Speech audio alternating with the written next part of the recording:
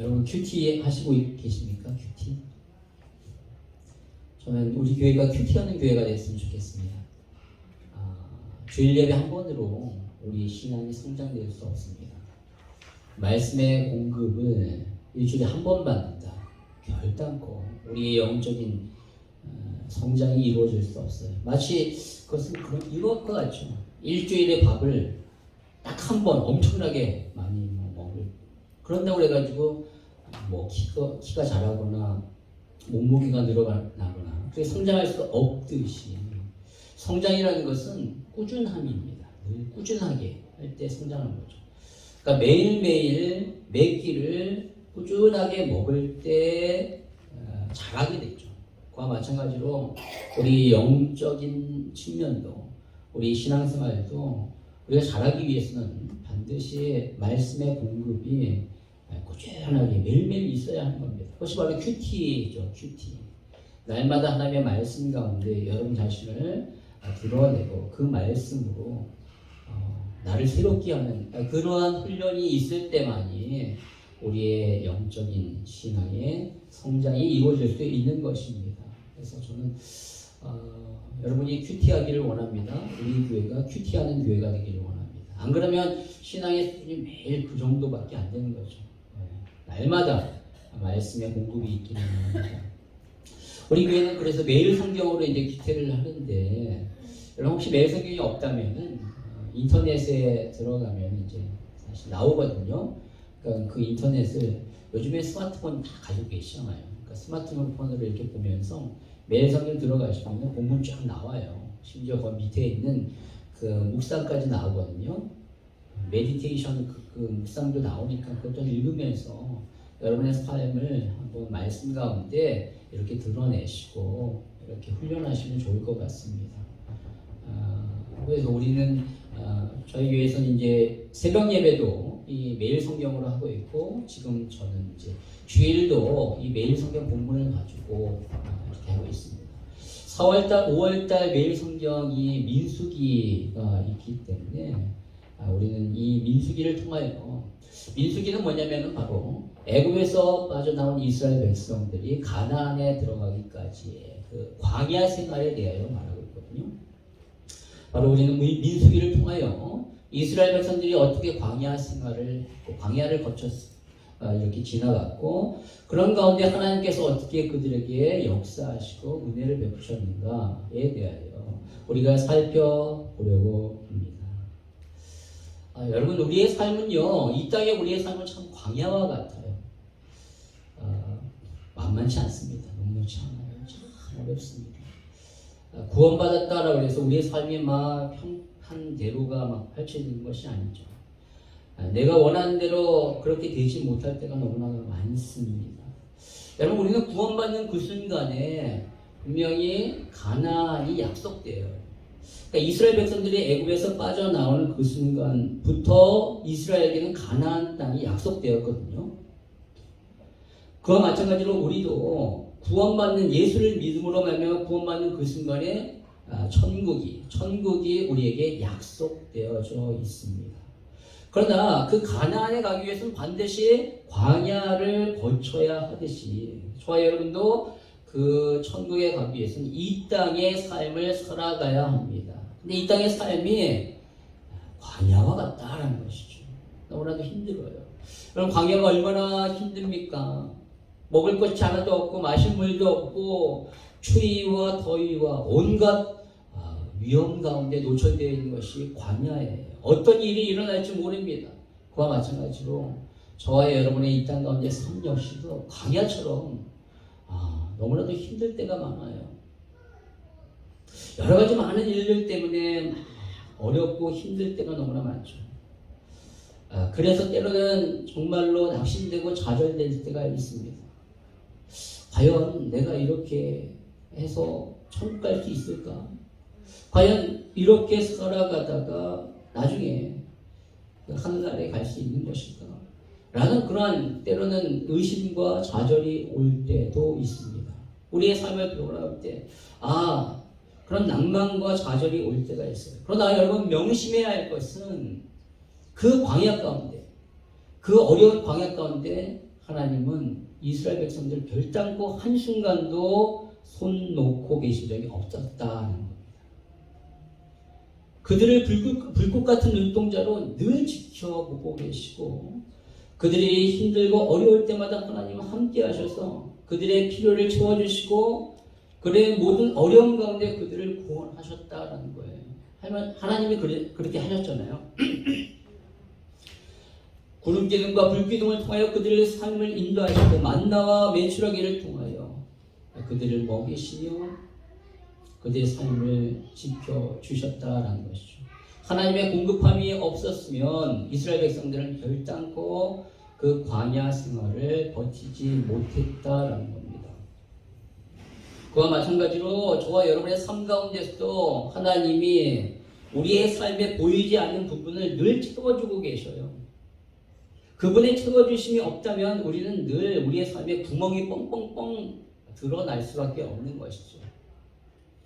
너무나 우리의 삶에 하나님의 채워주심이 있기 때문에 우리의 삶의 실패와 위험 가운데 우리가 빠지지 않는 것이지 하나님의 그 보호하심과 채워주심이 없다면 우리는 한순간도 이 광야 같은 그런 생활을 버틸 수 없습니다. 여러분 믿으십니까? 진짜 하나님은 여러분의 삶을 아주 세밀하게 내가 느끼지 못할 뿐이지 하나님은 반드시 여러분의 그 부족한 것들, 연약한 것들을 다 채우시고 공급해 주고 계신다라는 것이죠. 여러분 이스라엘 백성들은 바로 그렇기 때문에 40년을 버틸 수 있었어요. 여러분 어떻게 그들이 하루도 제대로 버티기 힘든 것 아닙니까? 광야는 일주일을 버티기도 힘들어요. 그런데도 40년을 그들이 버텼다는 것은 이건 하나님의 은혜가 아닌 것은 도저히 고백할 수 없는 것이죠. 하나님이 마치 부모가 갓난아기를 향하여 한순간도 눈을 떼지 아니하고 그 아이를 보살피듯이 하나님이 이스라엘 백성들을 그렇게 하셨다라는 거죠. 부모는 사람인지라 아이에게 눈을 뗄 수 있습니다. 그렇죠? 아이를 이렇게 안고 있는데 밥을 먹었어요. 점심에 막 식곤증이 오는 거예요. 그럼 눈이 감잖아요. 그러면 아이를 놓쳐요. 그럼 아이가 엄마 품에서 빠져나가가지고 가다가 막 계단으로 내려가는 거예요. 그러면 어떻게 됩니까? 큰일이 벌어지잖아요. 유튜브에서 한번 그것을 본 적이 있는데 엄마가 이렇게 애가 막 계단으로 내려가는 거예요. 사람 그럴 수 있습니다. 그러나 하나님은 성경에 보니까 하나님은 졸지도 주무시지도 아니하시는 분이시다라고 말씀하고 있어요. 여러분 이것이 얼마나 우리에게 감사한지 몰라요. 하나님은 그런 분이십니다. 실수하지 아니하시는 분이시는 거죠. 사람은 실수하지 있지만 하나님은 실수하지 아니하시고 우리의 모든 어려움과 그 아픔 가운데 우리를 보호하시고 우리를 치유하시고 우리를 회복시켜 주시는 그런 분이시다라는 것이죠. 여러분 이 사실을 분명히 믿으시고 이번 한 주간도 그 하나님을 바라보시는 가운데 하나님의 공급하심에 민감하게 반응하여 하나님 앞에 감사함의 영광과 찬양을 돌리는 여러분의 삶이 되기를 바랍니다. 예, 여러분 그렇다면 이스라엘 백성이 출애굽했을 때 분명히 약속의 땅 가나안 땅이 주어졌어요. 그 가나안 땅은 요단강 너머에 있는 땅입니다. 그러나 그 약속의 땅은 그 땅만이 아니라 사실 그들이 지금 현재 있는 이 광야도 어찌 보면 약속의 땅이 될 수 있어요. 왜냐하면 하나님이 말씀하신 약속의 땅의 정의는 젖과 꿀이 흐르는 땅이잖아요. 그 젖과 꿀은 누구로부터 나오는 건가? 하나님으로부터 나오는 겁니다. 만약 그것이 하나님이 아닌 세상으로부터 나온 것이라면 그것은 성경이 말하는 젖과 꿀이 아니에요. 그것은 오히려 우리의 영혼을 만지시는 우상일 수 있습니다. 따라서 그런 의미로 보면은 이 광야에서 하나님의 매 순간마다 그들의 삶에 공급하시는 그러한 공급이 있기 때문에 하나님이 매 순간마다 그들에게 젖과 꿀을 주시기 때문에 그들이 처한 이 광야가 어찌 보면 약속의 땅이다라고 할 수 있다는 것이죠. 여러분 그런 그 의미를 우리의 삶에 적용해 본다면 우리는 분명히 천국이 보장되어 있지만 이 땅 가운데의 삶이 광야와 같아요. 그런데 이 광야 같은 삶을 우리 역시도 천국의 산처럼 바꿀 수 있다, 누릴 수 있다라는 거예요. 어떻게요? 하나님이 우리의 광야 같은 삶에 날마다 매 순간마다 공급하시는 그 공급하심을 우리가 민감하게 반응하고 세밀하게 하나님의 역사를 그것을 알고 그것을 고백하고 그것에 대해 기뻐하며 감사한다면 이 광야 같은 현실의 삶이 천국과 같은 그런 삶이 될 수 있다는 것이죠. 하나님은 우리의 삶이 그렇게 되기를 원해요.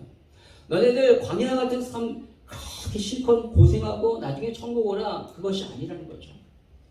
비록 너네들의 사는 그 땅이 그 너희들의 삶이 광야와 같다 할지라도 내가 너와 함께하고 내가 너를 지키고 내가 너의 필요와 너의 모든 것들을 내가 공급하기에 그것을 너네들이 진짜 안다면, 그것에 대하여 정말로 감사하고 감격한다면 그것이 바로 천국 아니겠니?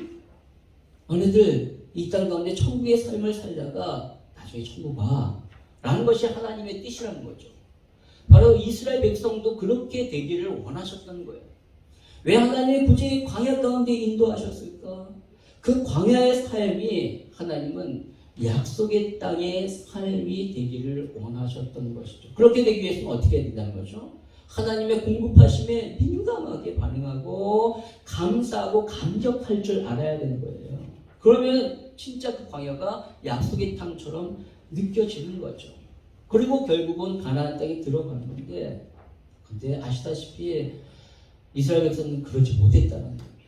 그들은 늘 하나님의 공급하심, 채워주심에 감사한 것이 아니라 자신에게 없는 것, 부족한 것에 늘 불평하고 원망했던 것을 보게 됩니다. 그래서 결국 40년간 광야 생활을 했어요. 원래는 그냥 이렇게 40년 동안 광야 생활을 하지 않아야 되는 것이죠. 왜냐하면 애굽에서 이 가나안까지의 거리는요, 약 열흘 정도, 한 320km 되는데, 직선거리가 한 열흘이면 가는 거리입니다. 그런데 이 거리를 그들이 40년 동안 방황하게 된 거예요. 왜요? 원망하고 불평하니까. 그들이 결정적으로 그렇게 된 계기가 무엇이었습니까? 가데스 바네아의 사건 때문에 그랬죠. 그들이 애굽에서 빠져나와가지고 약 1년 반 혹은 2년 동안 이렇게 광야를 거치는 가운데 드디어 가데스 바네아라는 곳에 도착하게 됩니다. 거기서 12명의 정탐꾼을 가나안에 파송을 했는데 그 중에서 10명은 불신앙의 고백을 하고 2명은 신앙의 고백을 하죠. 이스라엘 백성은 어떤 것을 선택했습니까? 불신앙의 고백을 선택한 거예요. 그것은 단순히 이들의 말에 동요돼가지고 모세를 원망했다는 차원이 아니라 이것은 하나님의 약속을 완전히 저버리고 이제는 하나님 필요 없고 내 마음대로 내 생각대로 내가 원하는 대로 살겠다라는 하나님을 향한 반역이었다라는 것입니다. 왜요? 그들이 선택한 것은 가나안에 이제 못 들어가니까 그 땅에 안악자손과 같은 엄청난 그 네피림의 후손이 있는 것 같은 그 안악자손을 바라면 우리 도저히 못 들어가니까 그냥 그럴 바에야 애굽으로 돌아가자. 애굽을 선택했습니다. 하나님이 분명히 가나안을 주셨음에도 불구하고 그들은 가나안을 선택해야 되는데 믿음으로 가나안을 선택하지 아니하고 자신들이 나왔던 그 애굽으로 돌아가자. 애굽을 선택한 거예요. 이것은 완벽한 하나님 앞에서의 불신앙인 것이죠. 그 애굽은 어떻습니까? 이 광야보다는 너무나도 풍족하고 화려합니다. 그러나 그곳에서의 그들의 삶은 어땠어요? 노예였습니다. 노예. 자유가 하나도 없어요. 주인이 시키는 것을 할 수밖에 없는 너무나도 인간 이하의 비참한 삶을 살았던 것이죠. 그것이 영적으로 보면요, 그것은 하나님의 임재가 전혀 없는 사탄에게 완전히 눌리고 죄의 종으로서 흑암의 권세 가운데 살아갈 수밖에 없었던 그러한 비참한 삶이었다라는 거예요. 그런데 거기서 빠져나오게 하셨는데 다시 그러한 삶으로, 그러한 영적인 상태로 돌아가겠다라고 하는 것과 마찬가지라는 것이죠. 이것이 하나님을 향하여 반역이 아니겠습니까? 하나님이 베푸신 구원 아무 소용이 없군요. 그냥 내 멋대로 다시 그 삶으로 돌아가겠습니다 라고 얘기하는 거라는 거죠. 하나님이 그렇기 때문에 분노하실 수밖에 없었던 것이고, 그들은 그 이유로 인하여 40년간 방황을 하게 됩니다. 정확하게 말하면 이제 38년 동안 그 가데스 바네아에서 올 때까지 2년 걸렸으니까 38년간 방황을 하게 된 것이죠. 바로 곧바로 가나안에 들어갈 수 있었음에도 불구하고 그들은 이 원망과 불평과 불신앙의 선택을 통하여 결국은 그렇게 방황하게 된 거예요. 자, 그리고 이제 드디어 오늘 본문에 이제 광야 40년이 끝나는 그런 시점에 오게 된 거예요. 40년이 지났습니다. 20장 1절의 말씀에 보니까 첫째 달에 라고 나오죠. 이 첫째 달이라는 건 뭐냐면 바로 출애굽 40년 1월 달에 라고 말합니다. 40년이 된 거예요. 근데 이들이 여기에 도착한 사람들은 누구냐면 바로 출애굽 1세대는 다 죽고 2세대들이 이제 일어선 것입니다. 출애굽 1세대라는 것은 출애굽을 경험하고 만 20세 이상이었던 사람들, 가데스 바네아에서 하나님 앞에 반역했을 때 만 20세 이상이었던 사람들은 모조리 하나님이 다 죽을 것이다. 그들은 가나안에 들어가지 못할 것이다 라고 말씀하셨기 때문에 이제 40년이 지난 이 시점에서 그 20세 이상의 1세대들은 다 죽었어요. 모세와 아론과 몇 사람만 남은 거죠. 그리고 2세대들이 일어났습니다. 그 2세대들은 바로 가데스 바네아에서 20세 이하였기 때문에 지금 나이가 몇일까요? 40년이 지났으니까 아마도 20세 이하였으니까 많이 잡았죠? 60세 혹은 그때 태어난 사람이라면 40세 그 이하의 사람들이 많겠죠. 자, 그런 사람들이 이제 일어난 거예요. 대부분이 이 세대는 광야에서 태어나고 광야에서 자란 사람입니다. 그런데 이들이 지금 이제 40년 동안 광야를 거치는 가운데 드디어 이들이 이 세대들이 출애굽 2세대들이 머물렀던 이 도착했던 곳이 어디냐면 바로 가데스 바네아입니다. 가데스 바네아 자신들의 운명을 결정했던 곳에 다시 도착한 거예요. 오늘 1절의 말씀에 보니까 첫째 달에 이스라엘 자손 곧 온 회중이 신광야에 이르러 백성이 가데스에 머물더니 미리암이 거기서 죽음에 거기에 장사되니라. 1세대를 대표하는 미리암이 죽었어요. 1세대 다 죽었다라는 의미와 같은 것이죠. 그리고 그들이 가데스 바네아에 도착했습니다. 여러분, 이 가데스 바네아 불신앙의 장소였던 이 가데스 바네아에 왔을 때 이 2세대들이 느껴야 될 감정이 뭐여야 할까요? 우리 부모 세대들이 이 장소에서 하나님 앞에 불신앙을 선택함으로 말미암아 우리가 이렇게 40년 동안 38년 동안 고생을 했구나. 우리는 절대 그러지 말아야지 라고 생각하고 다짐하는 것이 맞지 않겠습니까? 그런데 놀라운 것은 이 출애굽 2세대들 역시도 부모 세대와 똑같이 원망하고 불평하는 것을 보게 돼요. 그들 역시도 불신앙을 선택합니다. 부모들이 그렇게 원망하고 불평하고 불신앙하는 가운데 어떻게 죽어갔는지 분명히 이 자녀 세대들이 똑똑히 눈으로 보았음에도 불구하고 그들 역시도 자신의 부모들과 똑같이 그렇게 원망하고 불평을 해요. 오늘 2절과 3절의 말씀을 같이 한번 읽도록 하겠습니다. 시작. 회중이 묻었습니다.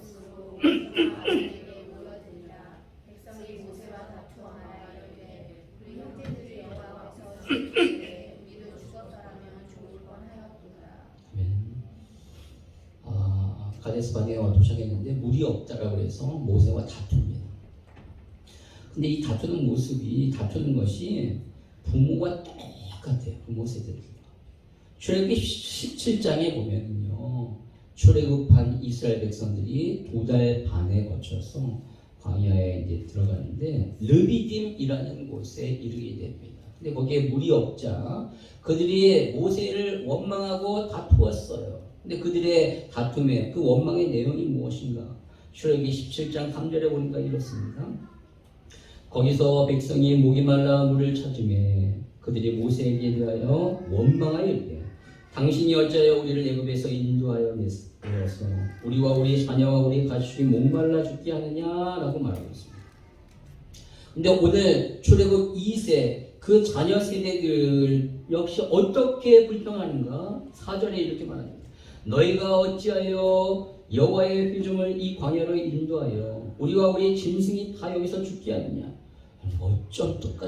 어쩜 이리 똑같이 얘기할 수 있지 않습니까?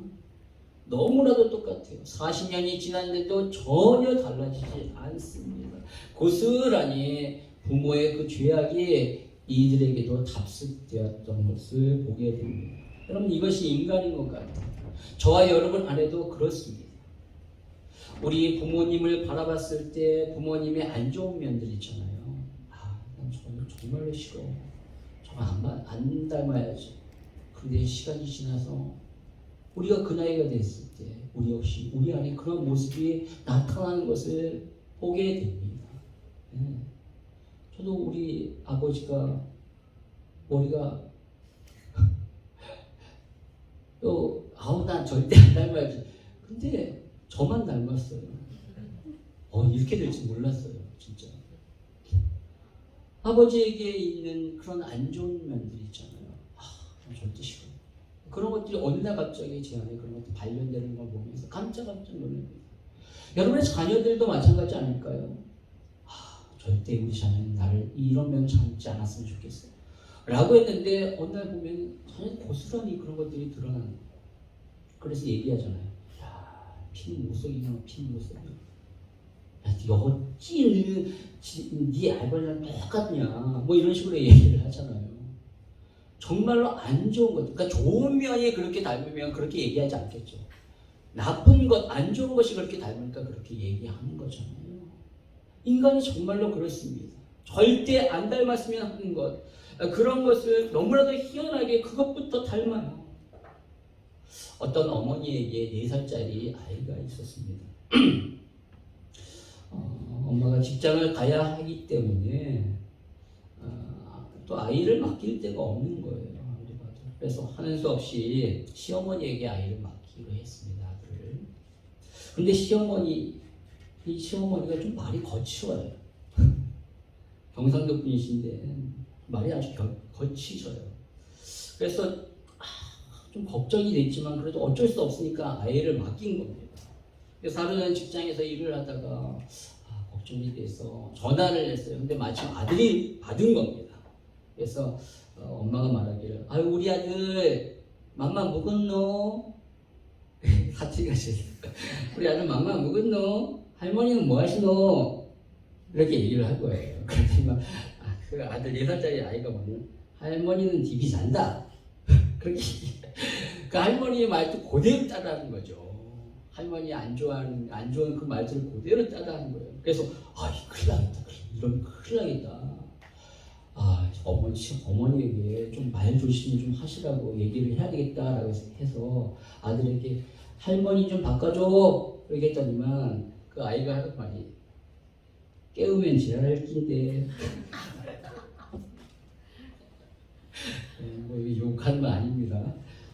그 정도로 너무 안 좋은 것을 쉽게 배운다는 거예요. 참 희한하죠. 인간이 그렇습니다. 여러분 이삭을 보십시오. 이삭. 성경에도 보니까 이삭의 아버지가 누굽니까? 아브라함 아닙니까? 아브라함이 얼마나 훌륭한 사람이에요. 우리 믿음의 조상이라고 부르잖아요. 그렇죠. 갈 바를 알지 못하는 가운데 하나님 가라 하니까 믿음으로 가나안에 갔습니다. 조카 롯에게 가장 네가 원하는 땅으로 먼저 구해. 먼저 선택해. 그리고 조카 롯이 잡혔을 때 목숨을 걸고 그를 구했고요. 100세에 낳은 아들을 하나님 앞에 드릴 정도의 대단한 믿음의 사람이에요. 그 좋은 면이 그렇게 많음에도 불구하고 이삭이 아브라함의 안 좋은 면을 배웁니다. 아브라함의 비겁한 면이 있었거든요.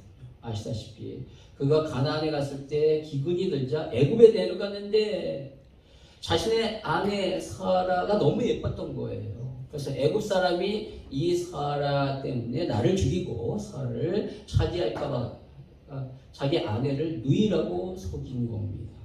그래서 그 사건으로 말미암아 결국은 바로가 아브라함을 불러 네가 어찌 이렇게 네 아내를 누이라고 속였느냐라고 하면서 불신자가 하나님의 사람에게 야단했잖아요.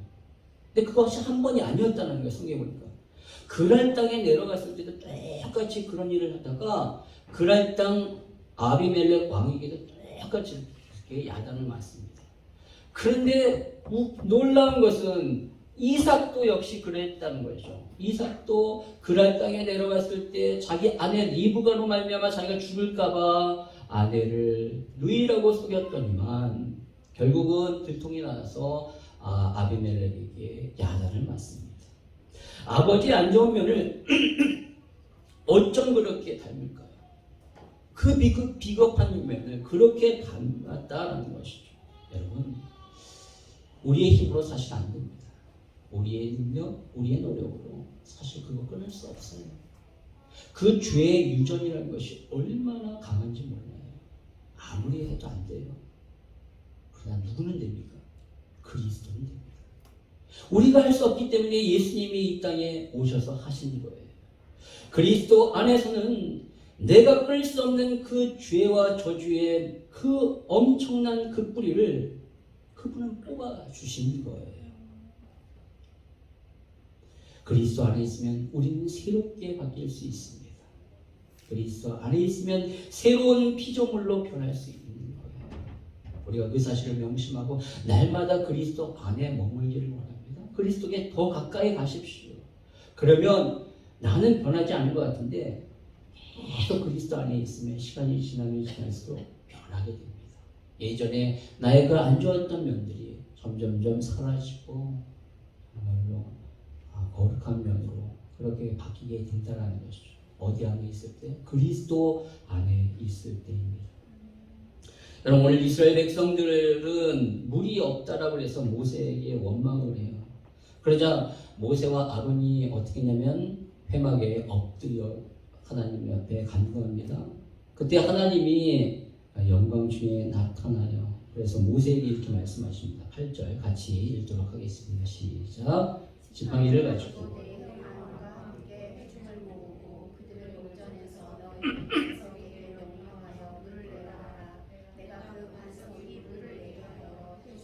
내 짐승에게 마시게 하시리라. 아멘. 여러분, 하나님이 물을 요구하며 불평하는 그 이스라엘, 그러니까 다음 세대, 출애굽 다음 세대의 이 불평에 대하여 오늘 이렇게 말씀하시는데, 이 하나님의 말씀에 어떠한 분노나 아니면 어떤 적대적인 그런 마음이 노출되어 있습니까? 아니에요. 그렇지 않습니다. 제가 만약에 하나님이라면 너무너무 화가 났을 거예요. 니네 부모도 그랬는데 너네들까지 이래? 너무 화가 나가지고 물 안 줬을 겁니다. 아니, 물을 줘도 며칠을 목마르게 한 다음에 막 줬을 거예요. 애달프게 한 다음에 막 줬을 거예요. 그런데 오늘 하나님은 전혀 그러지 않습니다. 왜 그러셨을까요? 왜냐하면 이들은 출애굽 다음 세대로서 이들이 첫 번째로 했던 불평이기 때문에, 첫 번째로 했던 원망이요 불신앙이기 때문에 하나님은 이러한 그들에 대하여 너그러운 마음으로 지금 그래 용서하는 거예요. 첫 번째니까, 처음이니까 그렇습니다.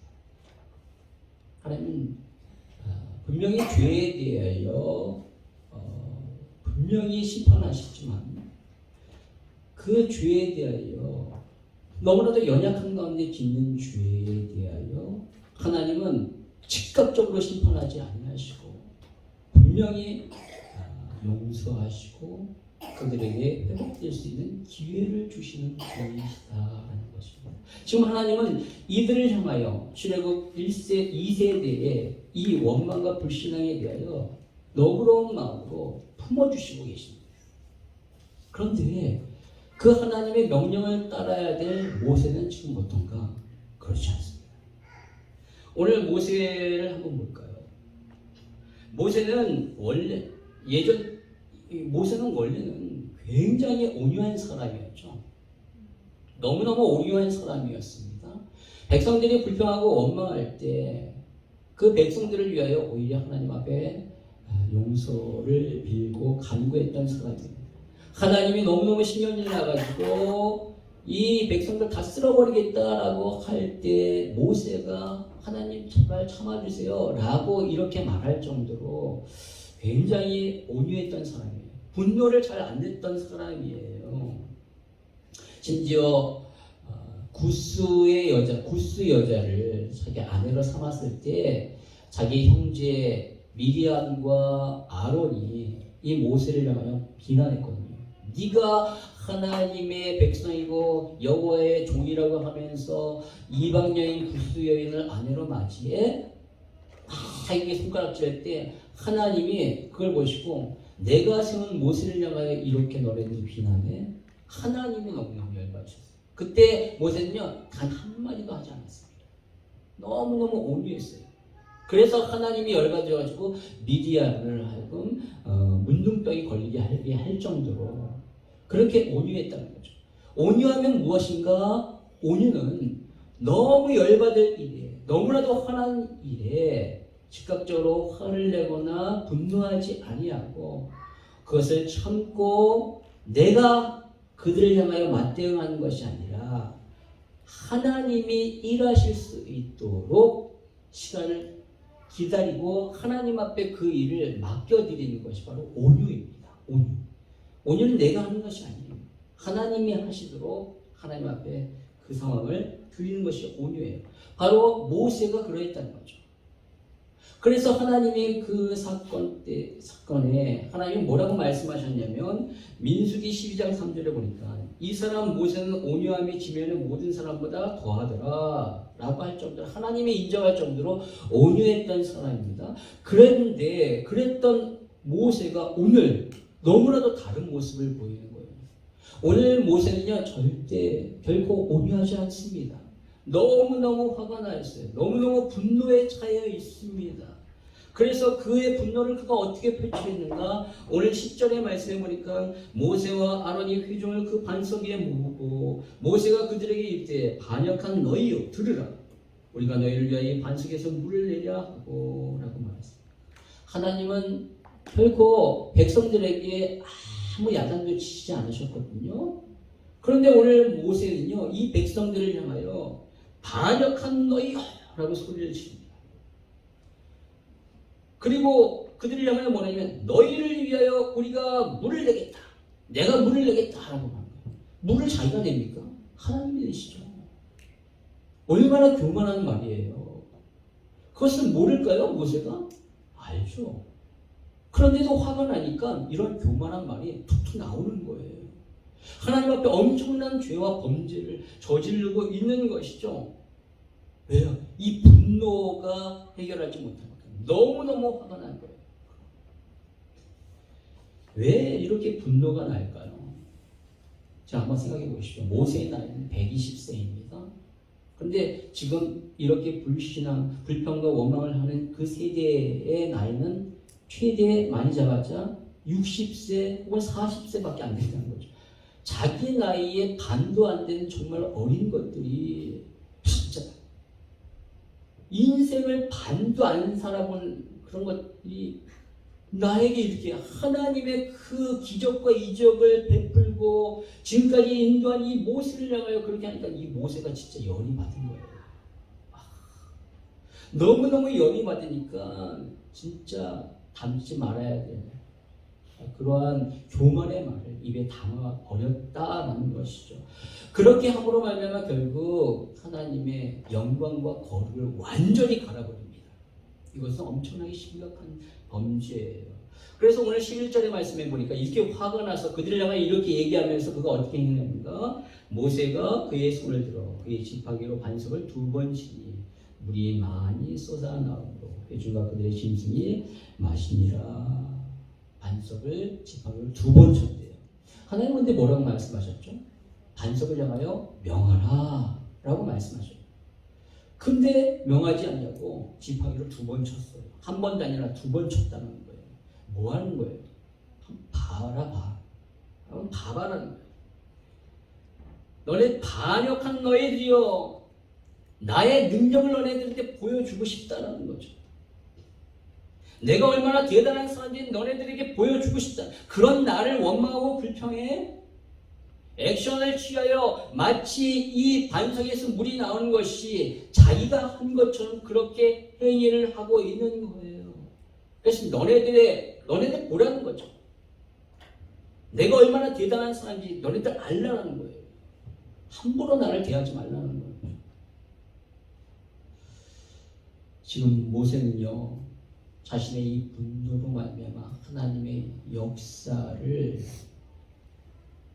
자신의 분노를 표출하는 방법으로 나타내고 있어요. 결단코 이것은 하나님의 영광을 가리는 것이고 하나님의 거룩을 상실하게 만드는 것이고, 결국은 그것은 자기 과시요 자기 교만으로 나타나게 되는 거예요. 여러분, 우리가 어떤 일을 할 때 나의 자존심을 건들고 나를 힘들게 하고 나를 모함하는, 어렵게 하는 사람들을 향하여 내가 분노가 일어날 수 있습니다. 근데 그 분노를 가지고 상대방을 향하여 뭔가를 해서는 절대 안 돼요.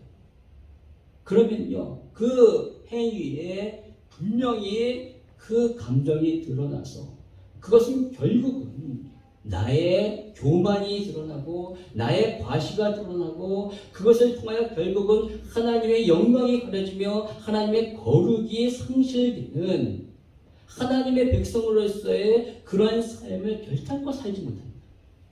분노가 일어나십니까? 화가 납니까? 아무것도 안 하지 마십시오.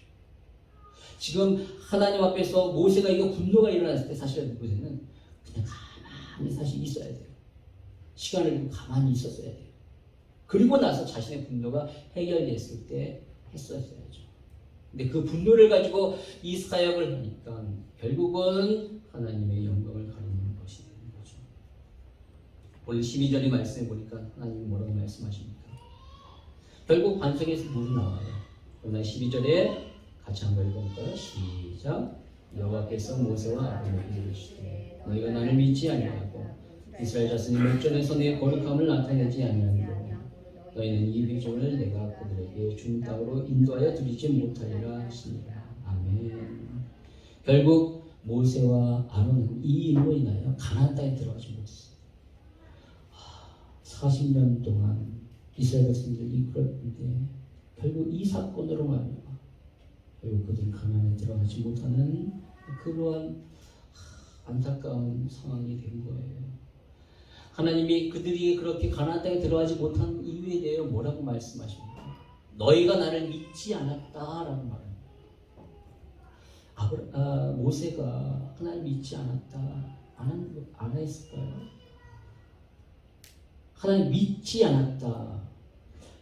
않았다라는 것은 불신앙으로 했다라는 것이죠.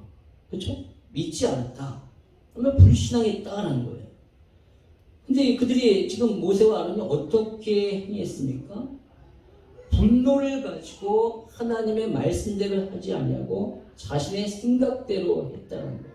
즉 불신앙이라는 것은 뭐냐면 하나님의 말씀이 아닌 자기의 분노를 가지고 자기 생각대로 하는 것이 바로 불신앙이다라는 것이죠. 그것이 믿음으로 하는 것이 아니에요.